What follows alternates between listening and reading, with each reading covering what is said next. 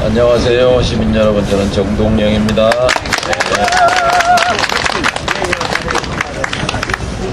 오늘이 4.19 날씨가 참 좋네요. 해마다 4.19는 비가 오거나 또는 날씨가 굳었는데 오늘 화사한 날씨네요.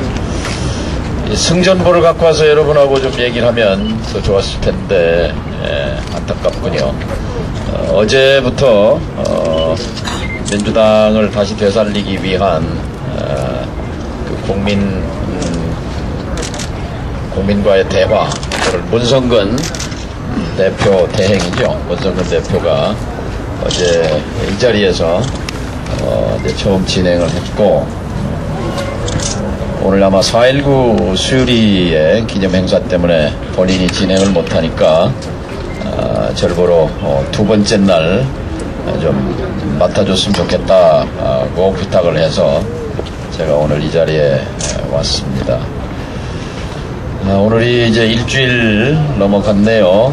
시민은 승리했습니다. 그런데 안타깝게 야당이 그것을 받아 안지 못했습니다. 그러니까 야당의 부재, 정신부재, 전략부재, 뼈아프게 생각합니다. 그래서 역사적 승리를 놓쳤다는 그런 뼈아픔이 있습니다. 그러니까 재벌 대기업 중심 경제 운용이 아니고 약자에 대한 배려와 그리고 우리 사회 구성원 모두에게 헌법상의 권리를 누릴 수 있도록 하자는 것이지요.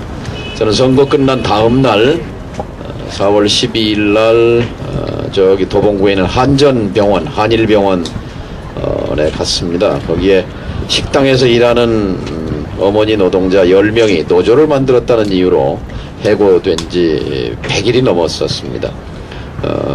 다행히 108일 만에 엊그제 병원 측이 노조를 인정하고 고용 승계를 받아들여서 이 문제가 풀렸습니다. 식당에서 10년, 20년 일해서 86만원 봉급받는 그 일자리마저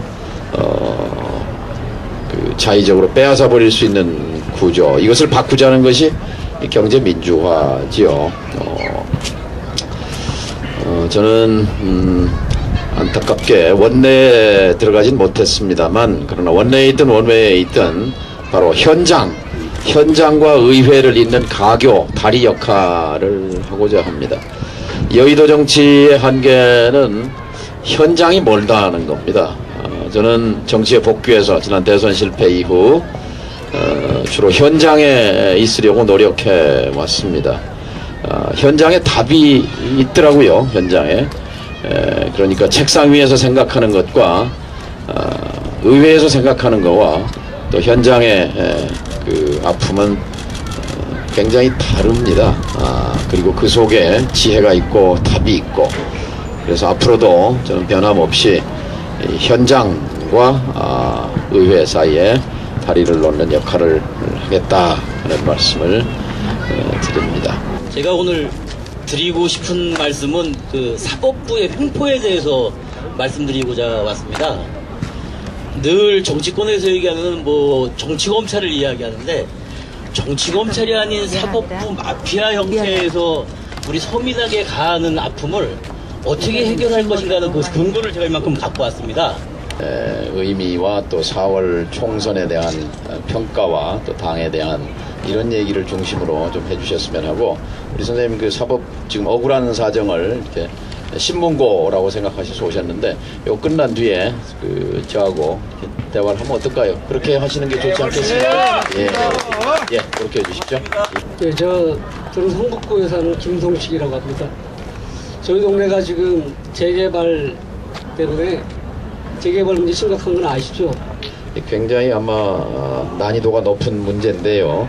저희 민주당에 또 민원도 제기하셨고, 또 이 문제가 시민들 삶에 직결되는 또 거기 세입자 문제도 있고 가구주 문제도 있고, 당에 특별한 지금 통합진보당까지 하면 야권이 140석이나 되기 때문에 이 문제에 관해서 좀 그 국회 내에 특별한 기구를 만들어서 재개발, 재건축, 뉴타운 문제에 대한 합리적 해법을 모색해 가도록 그런 역할을 하도록 하겠습니다. 서울시 의기동에 사는 이세진이라 전전현 후보님께서 한 며칠 전에 한참 뒤에 폭행을 당하셨는데 그때 마음이 어떠셨는지 묻고 싶습니다.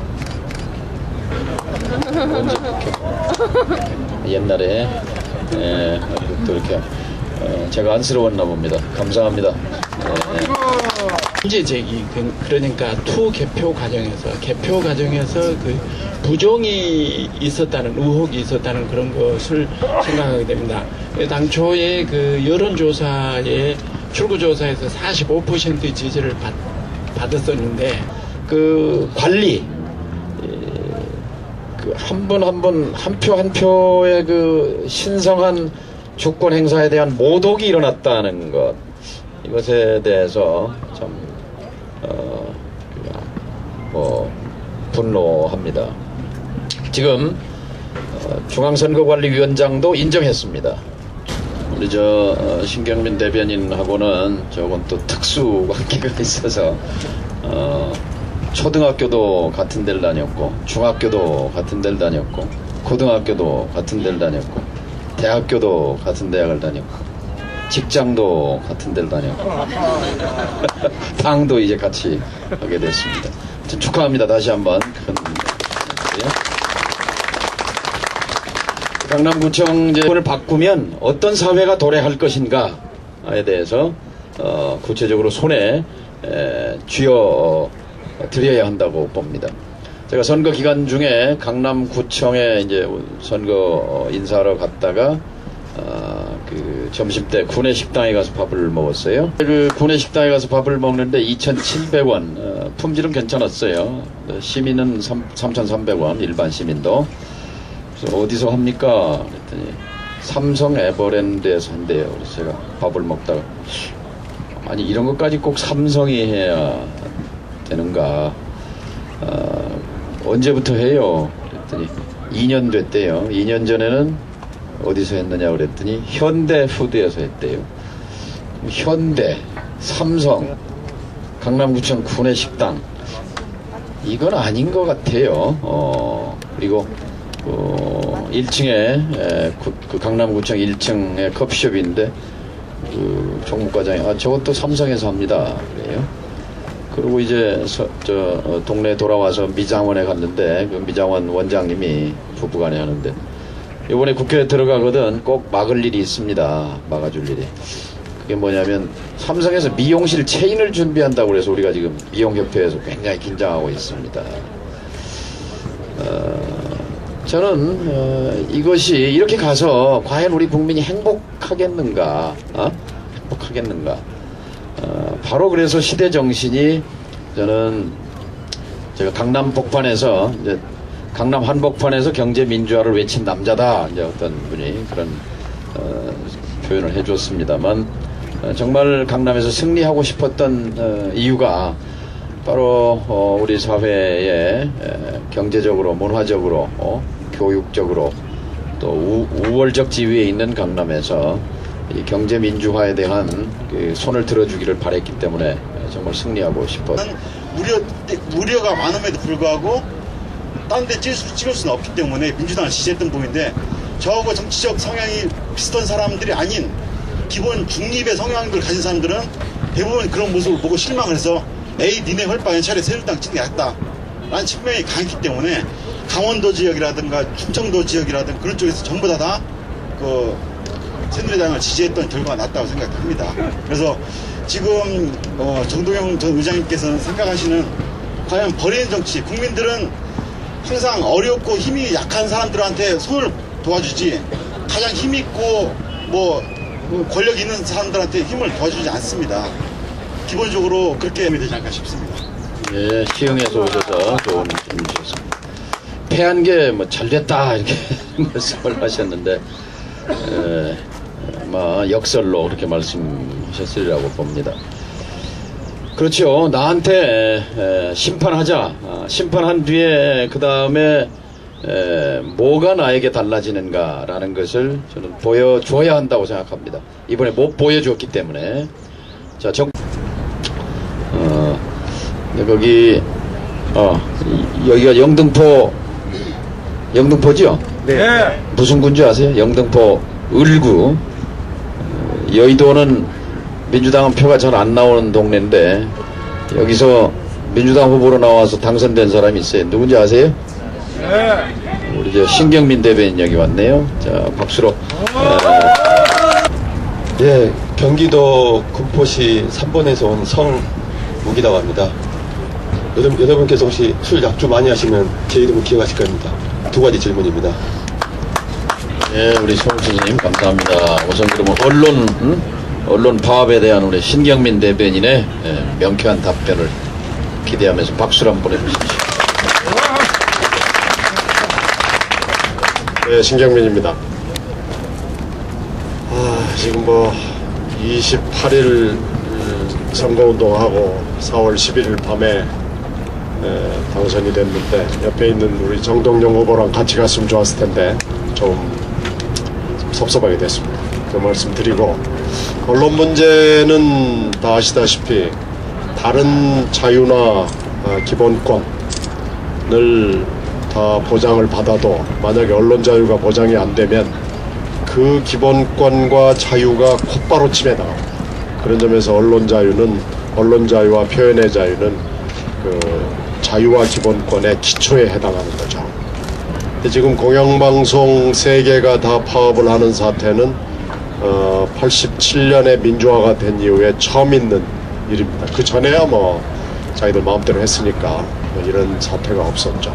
그래서 이걸 이제 흔들어야 되는데 이게 좀 답답하죠. 이번에 저희들이 잘못해가지고 127석이라는 아주 애매모호한 의석을 얻어가지고 주도권을 잡을 수도 없고 끌고 나가기가 굉장히 어렵고, 그래서 KBS, YTN, MBC 직원들이 굉장히 실망을 하고 있습니다. 저희들이 물론 잘못했고 이 127석이라는 이 한계를 극복할 수 있고 새로운 방송체제는 사실 유럽에 이미 있습니다. 그래서 그것을 우리가 한국적으로 잘 적용을 해서 새로운 방송체제를 맹글어 가지고 이 김재철이 같은 사람이 사장이 될 수 없게 하는 구조를 만드는 겁니다. 그래서 이 127석이라는 한계를 극복할 수 있는 길은 여러분들이 도와주시는 길밖에 없습니다. 자, 이제는 영토의 시대가 아니라 영역의 시대입니다. 영역의 시대로 가야 합니다. 영역. 우리가 그동안은 받아들이고 배우고 했지만 이제 우리가 가진 역량, 문화의 역량, 백범 선생이 그렇게 말씀했잖아요. 백범일제 첫 페이지에 나옵니다. 내가 한없이 가지고 싶은 것은 부력이나 강력이 아니다. 부력은 우리가 배고팠으니 내 백성이 좋게 먹고 살만하면 됐고, 강력은 내가 남의 나라의 침탈을 받아 눈물을 흘렸으니 내가 나를 지킬만 하면 족하고, 내가 한없이 갖고 싶은 것은 철철 넘쳐 흐르는 문화의 힘이다. 문화강국론, 문화대국론을 역설하셨는데 바로 그 백범 선생의 꿈이 이루어질 수 있는, 그 비전이 이루어질 수 있는 현실이 우리 앞에 있다 이거죠. 2013년 체제라는 말을 쓰지요. 2013년 체제로 가기 위해서 저는 12월에 승리해야 하고, 12월에 승리해야 하기 위해서 저는 4월을 철저하게 반성하고 성찰하고 스스로 회초리를 자기 종아리에 대야 한다, 민주당이. 그래서 오늘 이 자리가 있었다고 생각합니다. 다시 12월의 정권을 회복해서 언론 장악 시도를 영구히 추방해야 합니다.